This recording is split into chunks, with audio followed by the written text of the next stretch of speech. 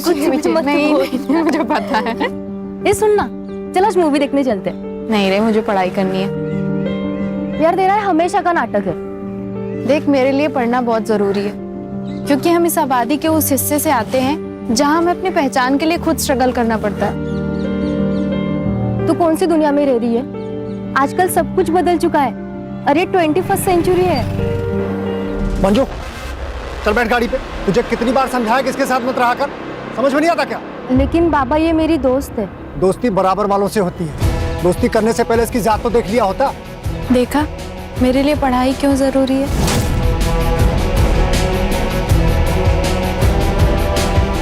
हमें खुद के लिए खुद खड़ा होना पड़ता है।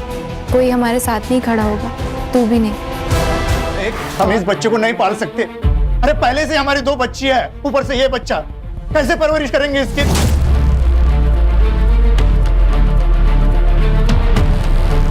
देख, तो ये बच्चा गिरा दे। ये कैसी बातें कर रहे हैं आप? पाप है ये, मैं खून नहीं कर सकती।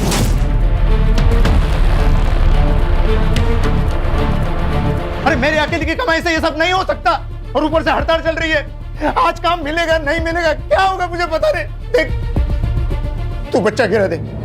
मर जाऊंगी लेकिन बच्चा नहीं गिराऊंगी। नहीं, तू ऐसा नहीं करेगी। वहीनी, अपने सपनों से बड़े अपने होते हैं, और आज तक मैंने मीरा और अनीता के लिए कुछ भी नहीं किया। और हो सकता है वहीनी, ये आने वाला बच्चा हमारे लिए अच्छे दिन लेकर आए। अच्छे दिन आने के लिए बगावत करनी पड़ती है, और तूने तो उसी वक्त अपने घुटने टेक लिए। जगदीश भाई, शालिनी पेट से। अबे तू तो बड़ा स्वार्थी निकला बे।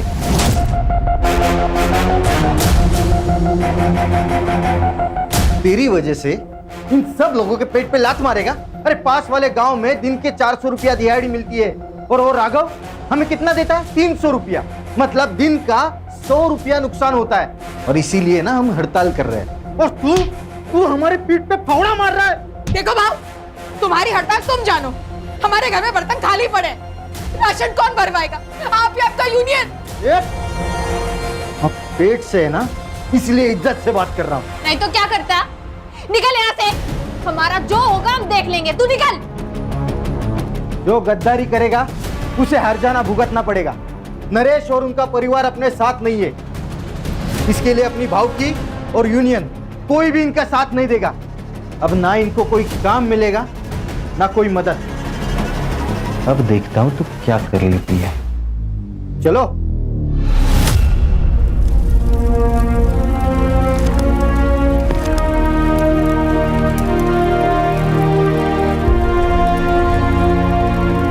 ये क्या कर रही है पूजा? मैंने तुझसे कहा ना, तुझे पढ़ाई छोड़ने की कोई जरूरत नहीं है। वहीनी, मेरे लिए मेरा परिवार ही सब कुछ है। आई बाबा के जाने के बाद आपने और दादा ने मुझे पाल पोस कर बड़ा किया। मेरे लिए आप दोनों ही मेरे आई बाबा। तेरी यूनियन और तेरी हड़ताल तेरे पास में रख।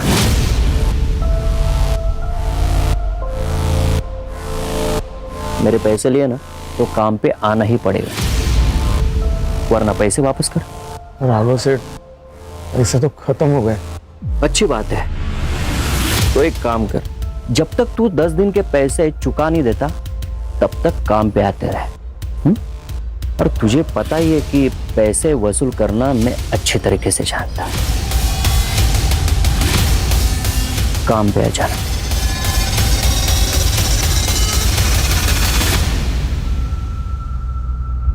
तो क्या सोचा है आपने? मैं काम पे नहीं जाऊंगा। तो वो लोग यहाँ आ जाएंगे? घर पे भी नहीं रहूंगा, भाग जाऊंगा कहीं। आपको डर लग रहा है ना, तो आप मत जाइए, मैं जाऊंगी।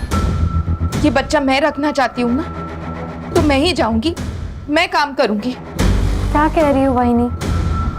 पूजा, एक बाप हार मान सकता है, लेकिन एक आई कभी नहीं।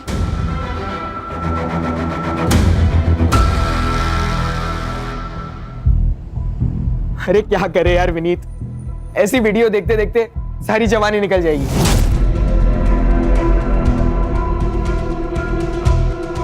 कुछ रियल में करते हैं ना, एक नंबर वाला। चल, किधर? पनवेल जाते हैं, सुना है कि वहां बहुत लेडीज बार है।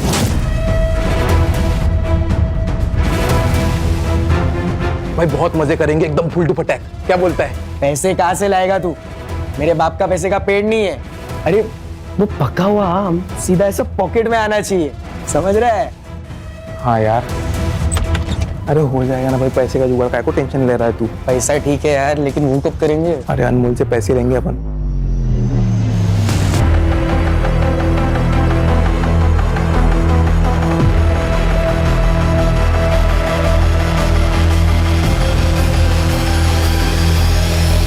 विनीत, विनीत, हाँ मम्मी।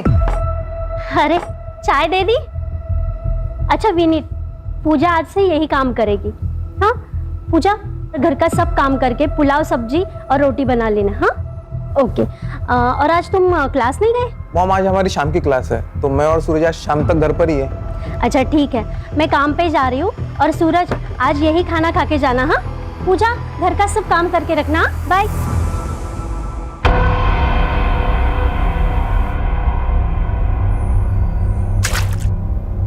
अरे यार पूजा, पूजा ये साफ कर दो ना।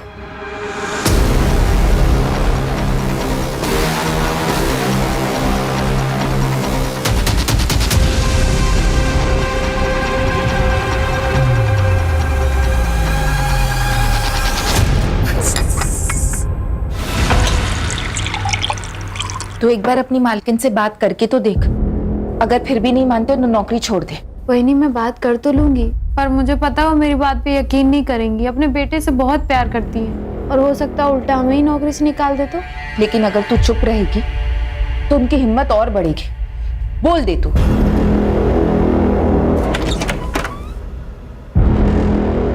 हलकट, हाँ? तेरी वजह से वो राघव मुझे नामर्द बोला है। शर्म करो कुछ, ये तुम्हारा ही बच्चा है। क्या? गिरा दे इस बच्चों को, गिरा दे।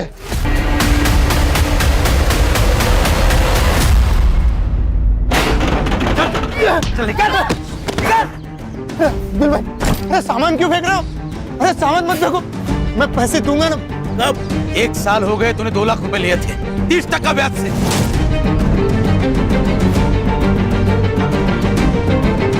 ब्याज भी नहीं चुका पाया और मुद्दल भी। एक तो पैसा दे दे, नहीं तो घर खाली कर। चल निकल, निकल। घर खाली कैसे करेंगे? शालिनी पेट से है, इस हालत में कहाँ जाएंगे हम? अबे तेरे खाने पीने के वांदे और तू बच्चे पैदा कर रहा है। अगर इतना ही शौक है तेरी औरत को भेज धंधे पे, और तेरी बहन को भेज मेरे पास। पैसे भी दूंगा, खर्चा भी माफ कर दूंगा। पूजा मेरी बेटी जैसी है, एक माँ के सामने तू उसके बेटे की इज्जत उठने की बात करेगा? मेरी इज्जत मेरा पैसा है, लौटा दे, नहीं तो इसको लेके जाऊंगा और फटी हुई वापस भेजूंगा, समझी? तुझे पैसा चाहिए, मैं देगा पैसा तुझे, टेंशन मत ले। वो आई बाबा का जो जमीन का टुकड़ा है ना, वो भेज दे मुझे, मैं अच्छा पैसा देगा तुझे।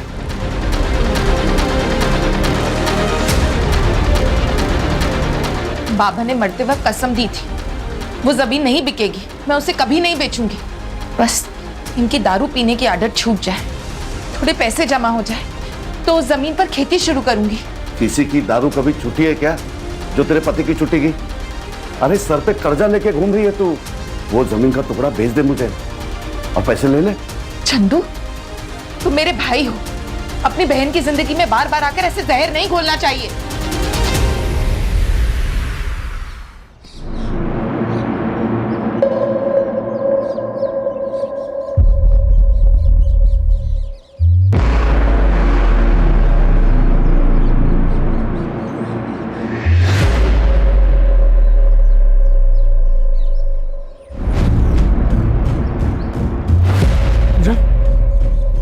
पूजा, क्या हुआ?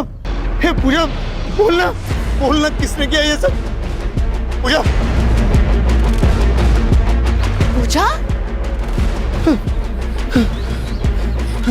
किसने किया? पूजा, चल अंदर चल, बैठ इधर।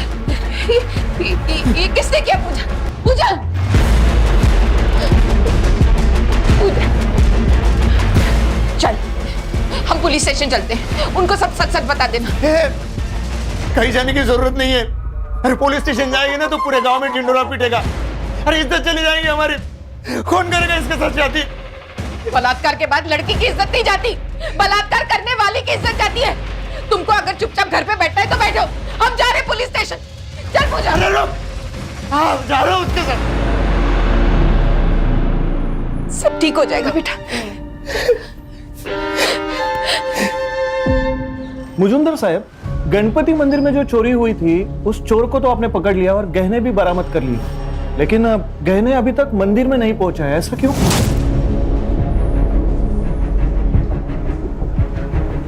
जिसको पकड़ा था वो चोर था ही नहीं, गलत इंफॉर्मेशन मिलेगी।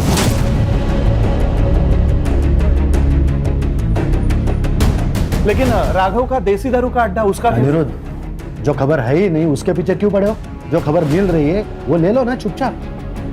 ये मुंबई नहीं है बड़ी केसेस के लिए। पता है सर, इसलिए टैलेंट होने के बावजूद इस गांव में सड़ रहा हूं। सर एक केस आया है। सर थोड़ा इम्पोर्टेंट है, बाहर आएंगे? अनिरुद्ध तुम जाओ, और सुनो, जब तक पक्की खबर ना मिले छापना नहीं। ठीक है सर।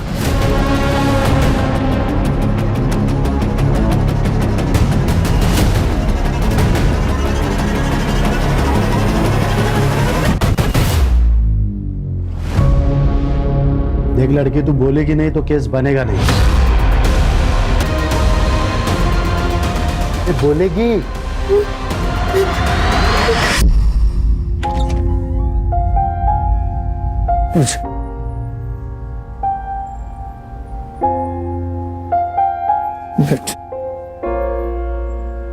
तूने बता दिया ना ये सब तेरे साथ किसने किया?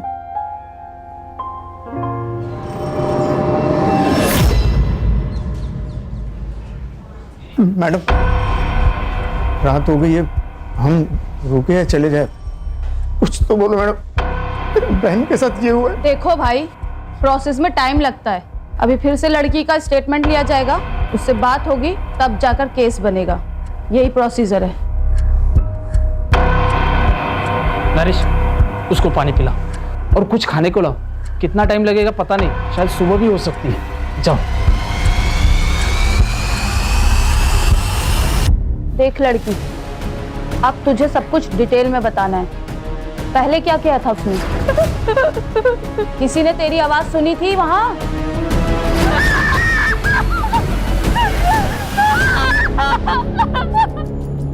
तुम्हारे बहन ने बता दिया है उसका रेप किसने किया। किसने साहब? अब्दुल ने। तेरी बहन को भेज मेरे पास, पैसे भी दूंगा, खर्चा भी माफ कर दूंगा। तुम्हारी बीवी ने उसको चाटा मारा था, इसलिए उसने बदला लिया। नाइक, अब्दुल्ला उसला। मैंने कुछ नहीं किया साहब, मैंने कुछ नहीं किया। मैं उनके घर मेरा पैसा मांगने गया था, इसीलिए साहब मुझे फंसा रहे हो साहब। तू बोलेगा और मैं मान लूंगा। साहब सुनो साहब, अगर आपको कुछ पैसा चाहिए तो ले लो ना। कितना देगा?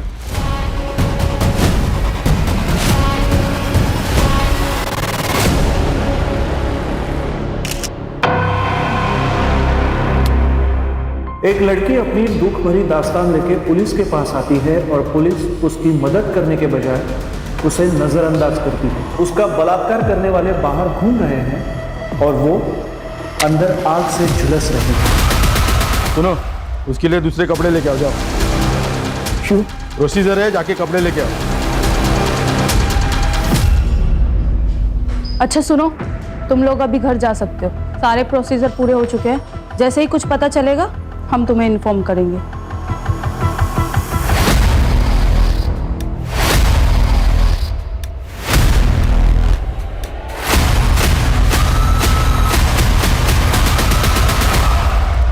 आप लोग क्यों डर रहे हो? हमें डरने की कोई जरूरत नहीं है। संविधान ने हमें लड़ने का अधिकार दिया है और संविधान हमेशा ही निष्पक्ष होकर ही फैसला सुनाता है। ये मेरा कार्ड, किसी भी चीज की जरूरत हो तो मुझे कॉल कीजिए या फिर सीधे ऑफिस चले आना, ठीक है?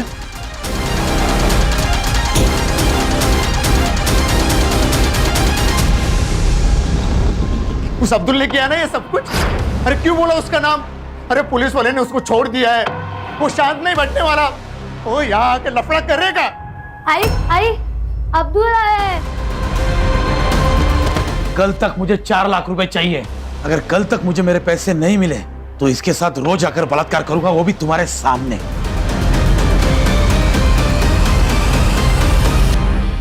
अब क्या करें? अब एक ही रास्ता बचा है। चल मीना, चल अनीता, कहाँ जा रही है? भाई के पास अपनी जमीन बेच दे। अपनी जमीन बेच के पैसे खड़े करूंगी मैं। शालिनी,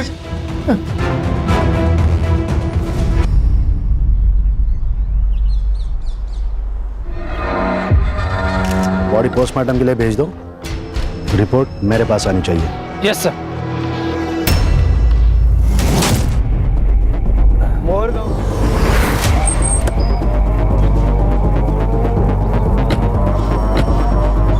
तो आपका कहना है हमने हमारा काम ठीक से नहीं किया? पंचनामा हुआ, मर्डर वेपन मिला, जहां बॉडी मिली थी खून भी वहीं हुआ था या कहीं और। फॉरेंसिक से जांच करवाई, एक भी सवाल का आपके पास जवाब नहीं है और आपको लगता है कि आपने काम ठीक से किया। बॉडी पोस्टमार्टम के लिए भेजी? हाँ, हमारे यहीं पे होता है पोस्टमार्टम।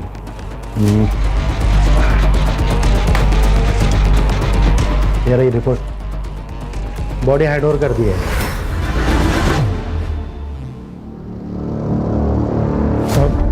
पूजा उस दिन सारे गांव के सामने फटे हुए कपड़े में आई थी। हम जब पुलिस स्टेशन गए तो उसने अब्दुल का नाम लिया। फिर पुलिस ने उसे पकड़ा क्यों नहीं? पकड़ लिया था साहब, लेकिन बाद में छोड़ दिया।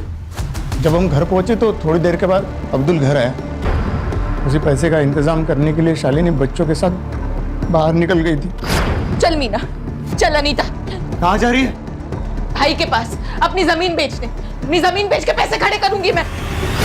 लेकिन सारी रात वो जब घर पे नहीं आई तो मैं उसे लेने चंद्रकांत के घर गया।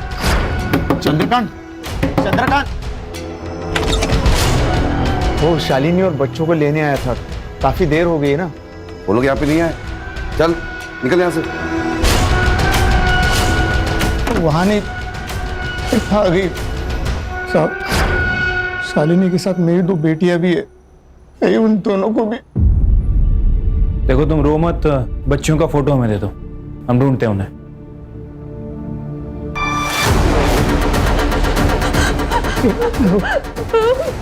क्या पूछा? डर मत, मैं हूं ना, कुछ नहीं होगा।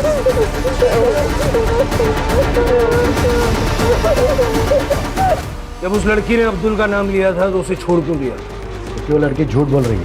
अब्दुल यहाँ नहीं था, वो मुंबई में था। तो तुम्हारे साहब जो कह रहे हैं ना झूठ निकला, तो सबको सस्पेंड कर दूंगा मैं।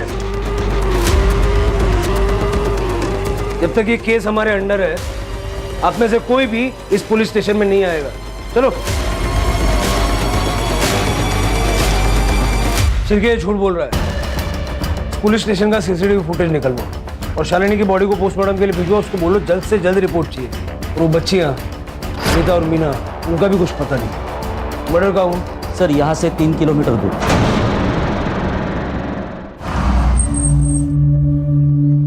रिपोर्ट के हिसाब से गांव वाले ने बॉडी देखी और उसके बाद हमें फोन किया था। शालिनी दिन में 3 बजे घर से निकली थी। यहाँ इतनी दूर ऐसी जगह पे वो क्या करने आई थी? सर यहाँ पे ब्लड के ज्यादा ट्रेसेस नहीं है। हो सकता है उसने मर्डर कहीं और करके बॉडी को यहाँ पे लाके डंप कर दिया हो। यहाँ कहीं सीसीटीवी भी नहीं है सर।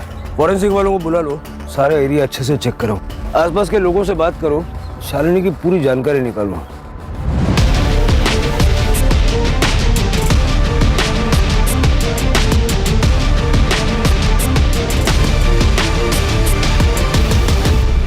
सर पूजा और शालिनी के बारे में हर कोई अच्छी बात बोल रहा है।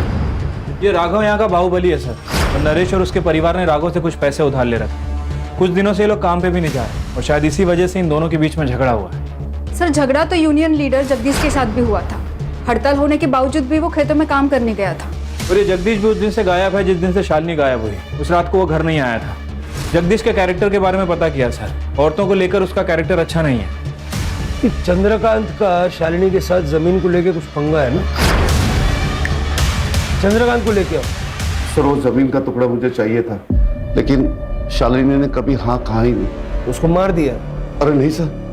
उस दिन जब वो तेरे घर पे आई थी तुझसे मिलने के लिए, क्या हुआ था? सर वो घर पे पहुंची ही नहीं थी और यही बात मैंने नरेश को भी बताई थी।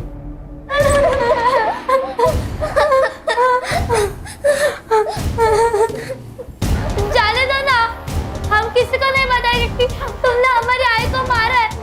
जाने दो ना।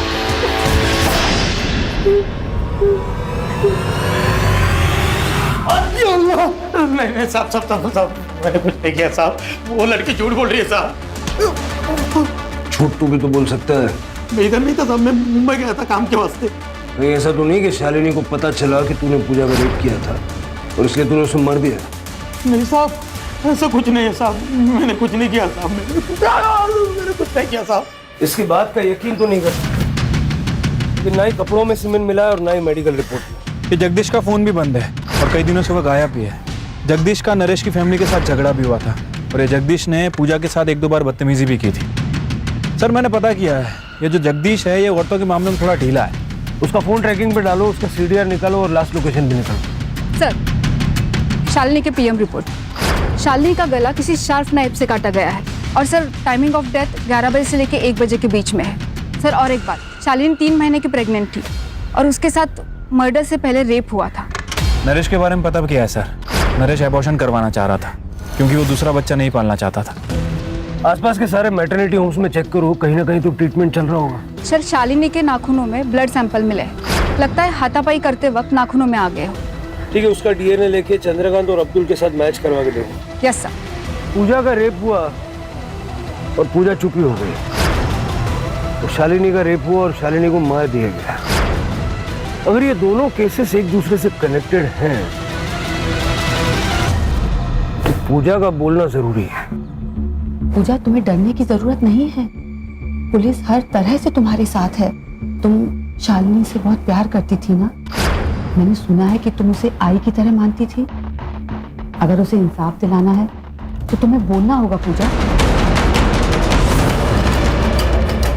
पूजा, शालिनी के साथ भी रेप हुआ है, बाद में उसकी गला काट के हत्या कर दी गई। उसकी दोनों बच्चियां अनीता और मीना दोनों लापता है। देखो, अगर तुम टाइम रहते नहीं बताओगी तो वो आदमी उन बच्चियों के साथ भी। क्या हुआ पूजा? प्लीज पूजा बोलो, बताओ क्या हुआ था तुम्हारे साथ? सर, इसकी हालत खराब हो रही है, अब इससे और सवाल करना ठीक नहीं है। पूजा का बोलना जरूरी है शिरके, उसी से हमें बच्चियों तक पहुंचने की लीड मिलेगी। सर, ममता क्लिनिक में शालिनी की ट्रीटमेंट चल रही थी और शालिनी के डॉक्टर ने बताया कि शालिनी के पेट में लड़की थी और ये बात उनको पहले से ही पता थी। सर, शहर में जाकर नरेश ने और शालिनी ने इल्लीगली सोनोग्राफी करवाई थी। वो अबॉर्शन भी करवाना चाहते थे लेकिन उसके डॉक्टर ने साफ मना कर दिया। कहीं ऐसा तो नहीं कि एक और बेटी पैदा होने वाली थी और शालिनी अबॉर्शन करवाना नहीं चाहती थी, इसलिए नरेश ने उसे मार दिया? लेके आओ उसे। सब 2 बेटियां तो पहले से थी, एक और पैदा होने वाली थी और शालिनी ने अबॉर्शन करने से मना कर दिया। गुस्सा बहुत आया होगा इसलिए मार दिया। साहब, मुझे तीसरा बच्चा नहीं चाहिए था, इसलिए मैं शालिनी का अबॉर्शन कर रहा था। लड़का हो या लड़की, मुझे कोई लेना देना नहीं। तो फिर सोनोग्राफी क्यों करवाई? तुम्हारा शालिनी को बोल। मैं क्यों मारूंगा मेरी बीवी को? पुलिस स्टेशन के अंदर का सीसीटीवी तो खराब है लेकिन बाहर के सीसीटीवी में एक फुटेज मिला है सर। ये देखिए, उस दिन पूजा इन कपड़ों में पुलिस स्टेशन के अंदर आती है। वो यहाँ पे काफ़ी देर थी सर और तकरीबन शाम को नरेश यहाँ से बाहर निकलता है। फिर ये नरेश कुछ थैली में पुलिस स्टेशन के अंदर लेके जा रहा है और थोड़ी देर के बाद पूजा और नरेश पुलिस स्टेशन से बाहर आते हैं। लेकिन इस वक्त पूजा ने जो कपड़े पहने वो बिल्कुल अलग है सर। मतलब पूजा के साथ जिन कपड़ों में रेप हुआ वो कपड़े छुपाए गए। विक्टिम के साथ रेप हुआ था, उसके कपड़े क्यों बदले? उसने पेशाब कर दी थी उन कपड़ों में। पूरी पुलिस स्टेशन में गन मच गई थी तो उसने कपड़े बदल लिए। वो कपड़े कहाँ थे? पता नहीं, फेंक दिया होंगे उसने। ये जो कुछ भी अभी कहा ना, रिटर्न में चाहिए मुझे, समझे? चलो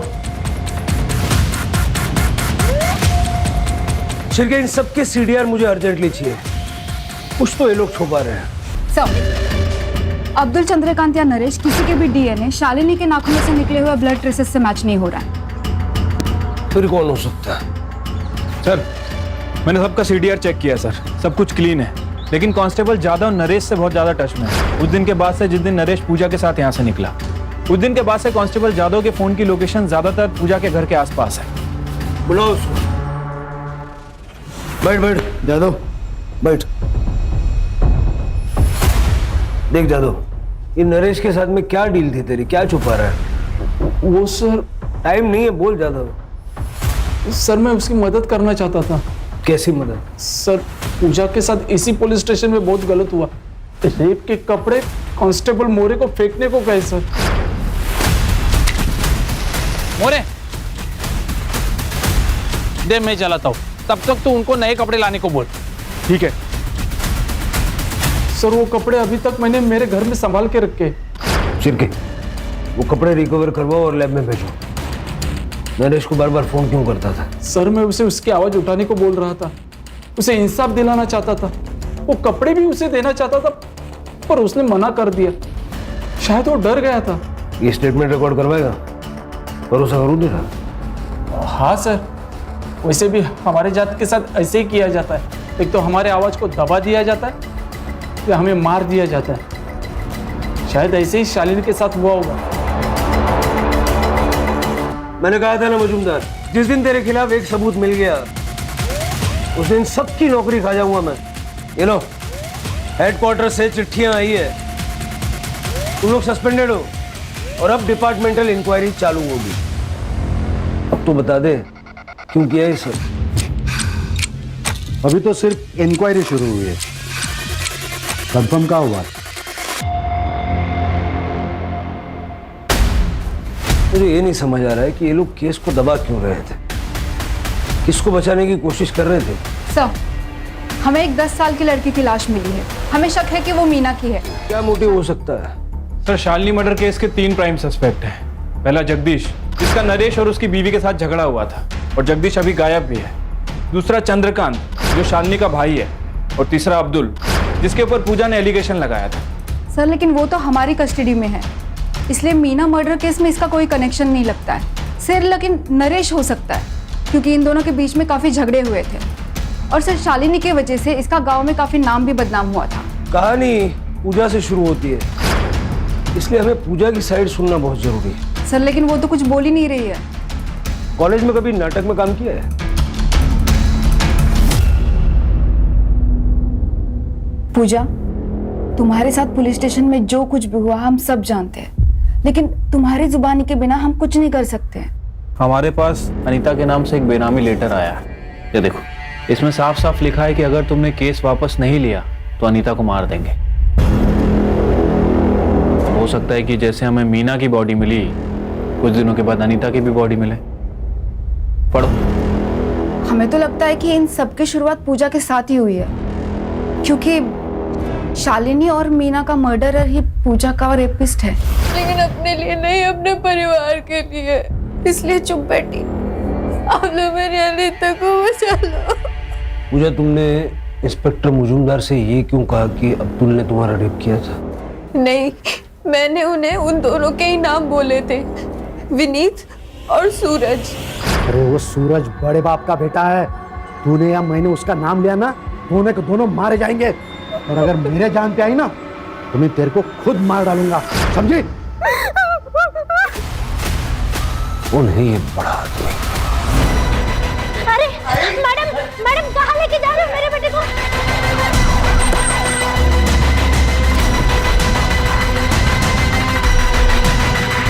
चल। अरे व्हाट? कौन हो तुम? अरे क्या हुआ? हमने किसी को मारा नहीं है।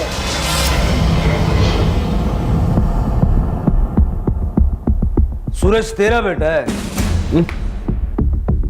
पूजा के ड्रेस पे जो सीमेंट मिला था ना, इन दोनों से मैच हुआ है। चल भाई, सब कुछ सच सच बता दे, नहीं तो 3rd डिग्री क्या होती है पापा से पूछ ले, फिर हम बता देंगे। पापा प्लीज। सर मैं बताता हूँ। बताओ। जब पूजा ने सूरज और विनीत का नाम लिया तब मुझे शक हो गया सर कि ये काम ये दोनों ने किया है, इसलिए मैंने सूरज को फोन किया था। Cheers। एक पापा का कॉल है। हेलो। तूने क्या किया उस लड़के के साथ? किसके साथ? ये पूजा के साथ। वो पहले विनीत ने, फिर मैंने तभी तय किया कि इन दोनों को बचाना है, इसलिए मैंने नाइक और मोरे को पैसों का लालच देकर उनको मेरे साथ कर लिया सर। फिर मैंने नरेश की डिटेल्स मंगवाई, तब मुझे पता चला कि नरेश का और अब्दुल का कुछ पंगा चल रहा है, इसलिए पूरा इल्जाम अब्दुल पे डाल दिया सर।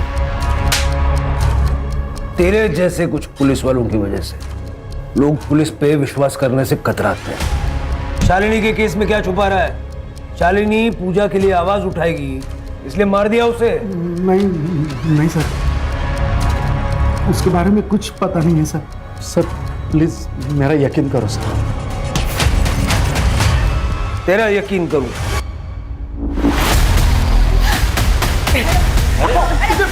छोड़ो दादा, बेटा आजा। छोड़ो दादा, मेरी जिंदगी खराब करी इन्होंने। छोड़ो जाने दो।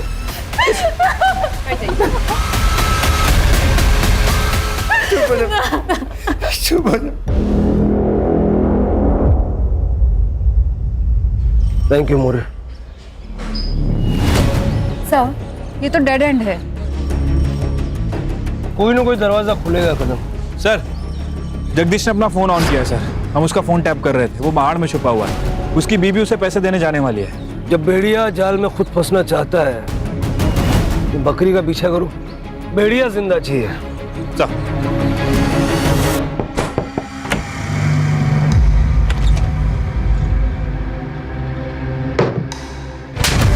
शालिनी का मर्डर क्यों किया? उसका रेप क्यों किया? क्यों मारा मीना को? बोल। तब नहीं मैंने उसे मारा ना उसका रेप किया साहब, मैंने मीना को भी नहीं मारा साहब।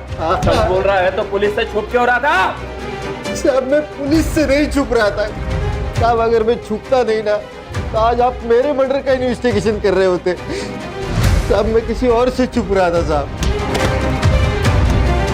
राघव, तूने जो किया है ना, उसका चश्मदीद गवाह है मेरे पास। अभी सारा सच बक दे, नहीं तो गोली मार दूंगा। No chargesheet, no court. सब सच बता दो सब। बता। वो शालिनी खुद को शानी समझते थे। उस दिन वो काम पे आई और मैंने उसको अच्छी डील की। बस हफ्ते में 3 बार मिलाकर चावल और गेहूं से नहला दूंगा तुझे। तू घटिया आदमी है ये पता था, लेकिन इतना नीच है कि आज पता चला। मुझे मारा था सर उसने, उसको सबक सिखाना था और मैं मौका ढूंढ रहा था और मौका उस दिन मिला।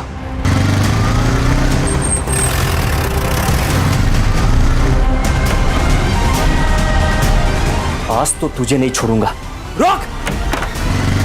रोक! भागो जल्दी, चलो। फिर मैंने वापस आके देखा तो ये लोग भाग चुके थे। इस राघव पे अब भी यकीन नहीं किया जा सकता। उसका घर, फार्म हाउस, सारे ठिकाने छान मारो, क्योंकि अनीता अभी जिंदा है। हो सकता है कि राघव ने उसे कहीं छुपा के रखा है। Sir, fingerprints report. सर, एक मर्द के और एक औरत के। सर, आपका शक सही निकला। मीना के कड़े पे जो निशान मिले हैं वो इस फिंगरप्रिंट से मैच करते हैं।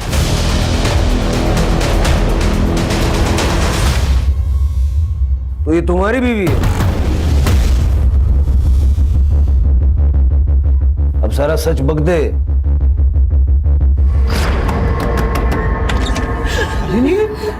राघव ने मेरे साथ बलात्कार किया। हम जैसे तैसे भाग गए। तुमने ये बात किसी को बताई है? बताना भी मत, कोई यकीन नहीं करेगा। हाँ, लेकिन यही न्यूज़ हम न्यूज़पेपर में छापेंगे ना, तब बवाल होगा। अंजलि, अंजलि जरा बाहर तो आना। हाँ आई। ये मेरी बीवी अंजलि है। अंजलि, इनको अंदर लेके जाओ। हाँ आ जाओ।